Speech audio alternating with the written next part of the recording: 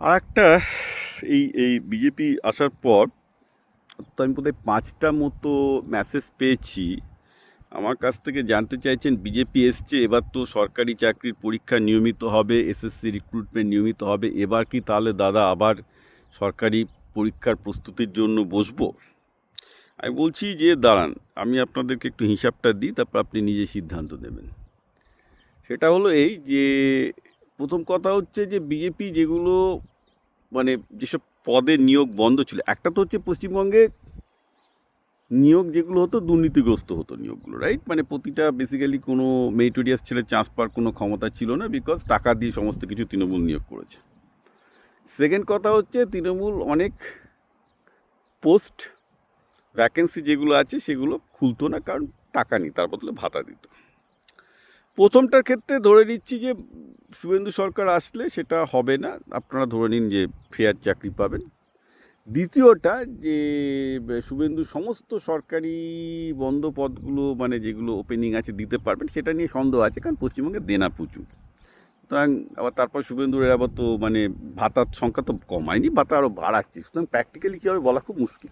তা আমি ওই জন্য বললাম যে এমনি ইউপির দিকে তাকাতে পারি। ইউপিতে যা হয়েছে, ইউপিতে যদি আপনি লাস্ট 8-9 বছরে তাকান, যোগী সরকার আসার পর মোটামুটি আমি যেটা দেখলাম প্রতিটা টার্মে, এক একটা 5 বছর টার্মে মোটামুটি 4.5 লাখ মতো করে চাকরি দিতে পেরেছে। তো ধরুন পশ্চিমবঙ্গ যেহেতু ইউপির হাফ দ্য সাইজ, আমি 2 লাখ মতো ধরছি চাকরি দিতে পারবে। তো আপনি ধরে নিন বেস্ট পসিবল কেস, আমি এটা আপনাকে বেস্ট পসিবল কেস বলছি, যে পশ্চিমবঙ্গে শুভেন্দু নেক্সট 5 বছরে 2 লাখ চাকরি দিতে পারবে।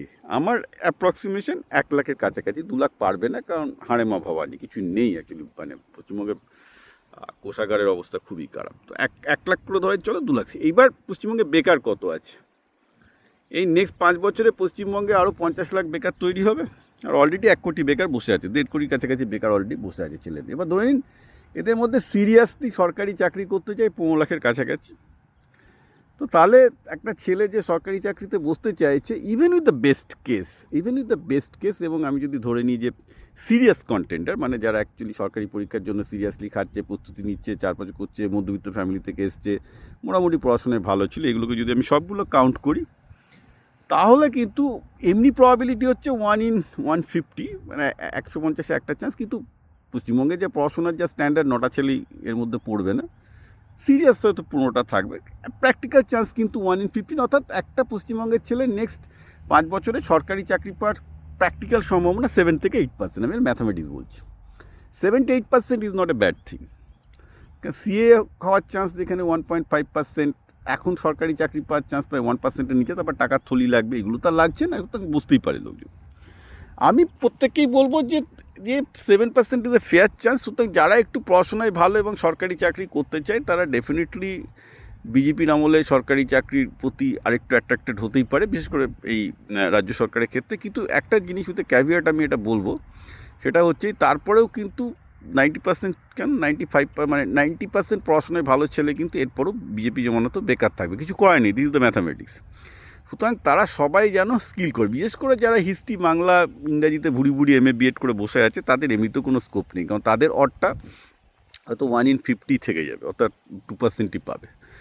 সুতরাং আমি সবাইকেই বলবো যে এসব দিকে স্টিল MA BEd MSCর দিকে না গিয়ে স্কিল বেস এডুকেশনের জন্য যাও, যেখানে চাকরি আছে। কারণ একটা খুব সিম্পল ব্যাপার, যে আজকে পশ্চিমবঙ্গে নাই চাকরি ছিল না, ভারতে তো চাকরি ছিল রে বাবা। আজকে পশ্চিমবঙ্গের লোকেরা যারা বলছে ভারতের চাকরিটা কেন তোমরা নিলে না, রাইট? তার মানে কি স্কিল নেই? সুতরাং ভেবে দেখো।